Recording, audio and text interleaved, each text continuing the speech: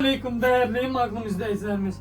Karşınızda 5 tane model getirmişim. Manjetli modeldi. 2XL'dan başlayır. 6XL'a kim doğru dirende ötümü ben. 6XL'a kim. Bu modelin rengine bak. Boğazının özüne məxsus işləməsi var. Xaki renkli, qəşəng modeldir. Belə deyək də, yəni 90 kilodan başlayır. Çəkilərin 90 kilodan başlayır. Özdə manjeti çox qəşəng oturur. Qolları sıxmayan qollar, daha rahat modellərdir. Bu bizim ikinci rəngimiz. Amına. Üçüncü rənginə bax. Yəni yaya keçirik də Allahın izni ilə. Yazdan riski yaya keçirdik inşallah.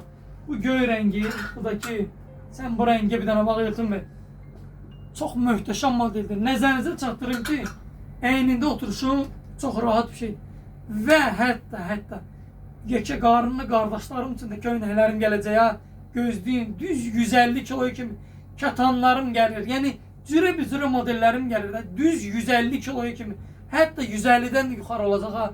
Yolumu gözləyin, təşəkkür edirəm, minnətdarım.